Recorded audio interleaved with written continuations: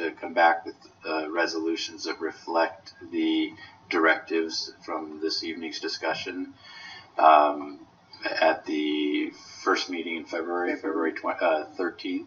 Mm-hmm. So we could have a full body of the council to review it, and that way you can be comfortable with that measure language. Mm-hmm. I believe that was what we had discussed in terms of the fact that we are not looking at April 10th. We're looking at June election and the capturing of the material information that needs to go on the ballot. And I do see that the city clerk is having some concerns, or the city administrator, and I recognize on the calendar or the things that we had seen. So would either of you like to I think we're ahead of the deadline for getting the resolution to the county, but I think, correct me, Barbara, if you have a different opinion, it's just ideally we'd have more time. Yes, we can bring it back at the next meeting. Can we bring it resolution back at the next meeting? No, because we actually, in order to act on it, we still need all 5 members in January 23rd meeting. Oh. I will not. Oh, it will not be 5 members? Oh, okay. We covered at the council said that he needed all 5. So one other option, if the city clerk is concerned, is to pass the resolution declaring the fiscal emergency this evening. That's the one resolution that requires 5 votes. That's the one I need. And the rest do not. To 2/3. So this resolution 7242. But I am not going to be in agreement that we would bring the other language back on the 23rd. I think our conversation, it was to make sure that we all were in agreement with what would be the resolution going forward in the first meeting in February. So frankly, that doesn't quite accomplish, I think, what the clerk is trying to Madam Mayor and Council, I will just work whatever time I have to work and do what I have to do to make sure everything gets in at the appropriate time. Okay. So, all right. Thank you. So with that, the motion could be to direct staff in my office to come back with resolutions that reflect the directives. Regular meeting of the Rialto City Council. Today is Tuesday, January 23rd at 6:01. Madam City Clerk, roll call. Mayor Pro Tem Scott. Present.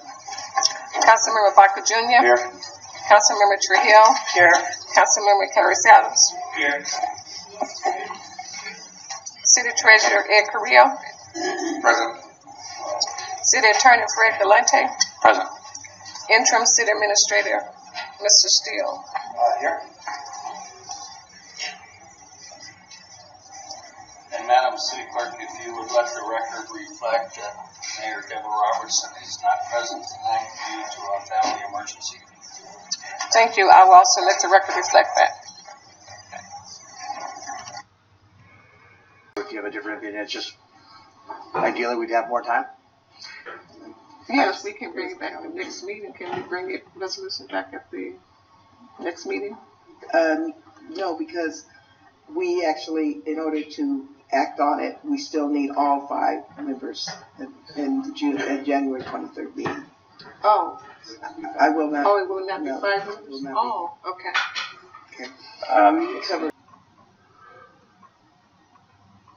So what is the true story behind where Mayor Robertson was when she was supposed to be doing her job and moving the city's finances forward? As you see in the title of this news headline from the San Bernardino Sun, it is titled, San Bernardino Mayor Discusses Homelessness, Public Safety at Annual Conference of Mayors in Washington, D.C. Who else was in Washington with the San Bernardino mayor? As you see, there are other mayors from the area that were there, including Deborah Robertson of Rialto.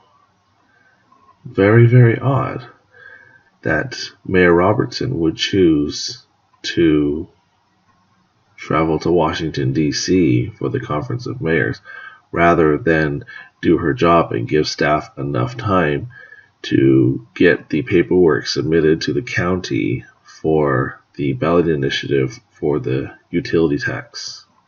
What is also troubling is that Mayor Pro Tem Scott chose to lie about why the mayor wasn't there.